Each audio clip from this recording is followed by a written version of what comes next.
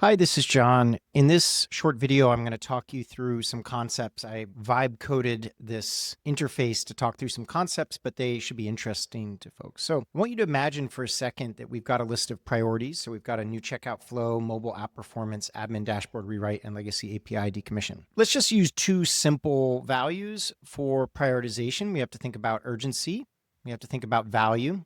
And you'll notice here that the numbers are obviously, they're not 1, 2, 3, 4, 5, they're 1, 3, 9, 27. That's because things that are extremely urgent and extremely valuable are often a large multiple bigger than your average chunk of work. But let's just put them there. We're using that simple technique. So in this case, cost of delay is value as a function of time, or an opportunity cost, literally the cost of delaying progress on that particular item. So in this case, you can see that legacy API decommission is a 3, whereas the new checkout flow is a 243 and mobile app performance is 243. Let's just make this even more extreme. If we wanted, maybe this one is somewhere in the middle. Okay, here's the common problem.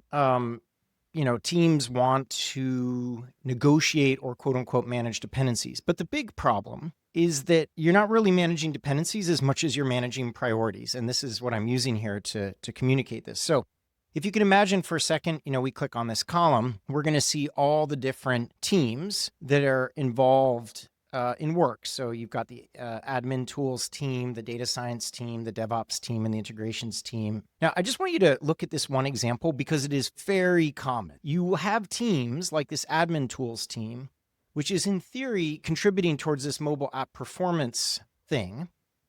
They're contributing maybe 30% of their capacity. They're contributing 30% of their capacity to legacy API decommission, and then the new checkout flow. Now, what's wrong with this picture? What's wrong with this picture is the cost of delay on the mobile app performance is 729. New checkout flow is 243, and legacy API decommission is 3, and yet they're roughly equally allocating their capacity across this. So the earned cost of delay for this one is 219, and for this one is 97, and this is 1.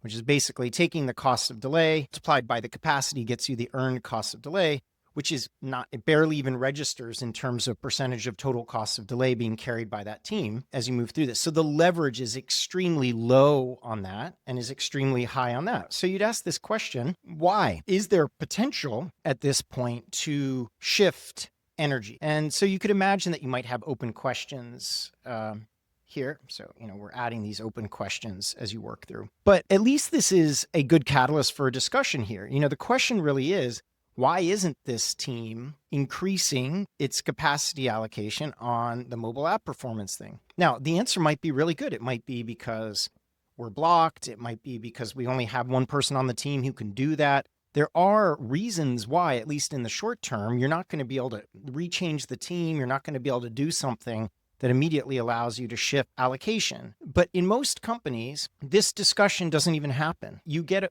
the VP who's responsible for mobile app performance, and the VP who are responsible for new checkout flow, and the VP responsible for admin dashboard rewrite, both say that their thing is a P0. And frankly, locally within their group, it might actually be a P0. But in the grand scheme of things, it's not. And so in most companies, when they do dependency management, they're just trying to fit everything in. They're basically saying, all the teams involved, can you do everything at once? It's not a question of, I'm sorry, legacy API decommission VP. Right now, it just makes no sense for teams to be applying work towards that thing. It's just creating noise. So I don't know if this helps, but this is, when I talk about the fact that dependency resolution is less about dependency or dependency management than it is about prioritization and the overall flow of value, this is my point that unless you're actually able to think about the cost of delay across the work, and as long as you're just incentivizing teams to just make every dependency green on the assumption that it all has to be done, the question is, how can we pack everything super tightly? You're never going to have these conversations. So hopefully that's interesting.